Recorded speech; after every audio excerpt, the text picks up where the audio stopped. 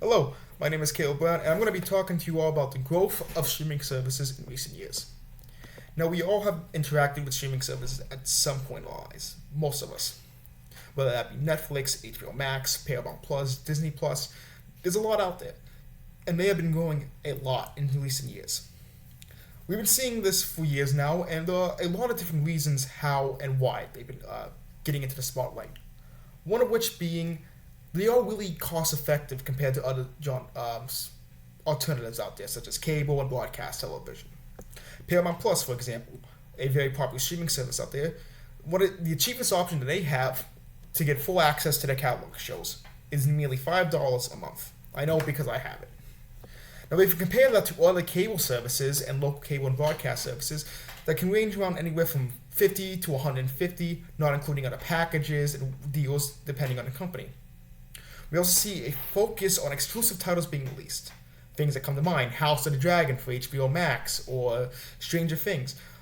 Widely successful shows that have been creating massive amount of income and revenue for some of these streaming services. In doing so, quality has been improved.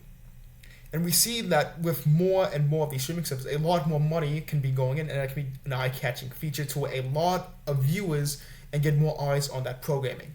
Example that comes to mind, the massive amount of money that Amazon has put into the Rings of Power series, with over $715 million going into the show.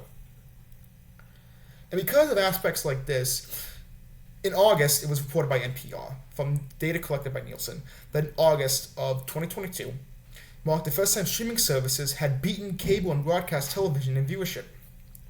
We saw this with numbers such as cable streaming having almost 34.8%, cable capturing almost 34.4%, and broadcast capturing almost 21.6%. Now, this doesn't just stop them in viewership. It is reported by Future Business Insights that from 2022, it sits at almost 400 billion in its market, and expected to grow almost to 1,000 in the year of 2029. The pandemic is credited as a huge factor in some of this growth, and really saw a lot of changes in the media as a whole.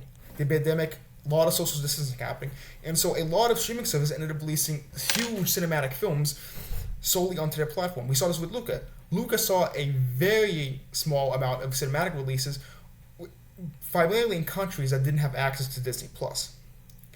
And it's at the point now to where the medium has been changing, and now a lot of these streaming services have been turning to streaming services to release movies. Sometimes for different reasons, some may not have a huge amount of confidence in some of them, but we haven't seen, and it's even adapting to now a lot of doing dual releases, to where a film will be in theaters, and after a certain amount of time, it will eventually come to the streaming services. Some that come to mind too, being Dune on HBO Max. That saw a huge cinematic release, and then it got released also on HBO Max after a short period of time.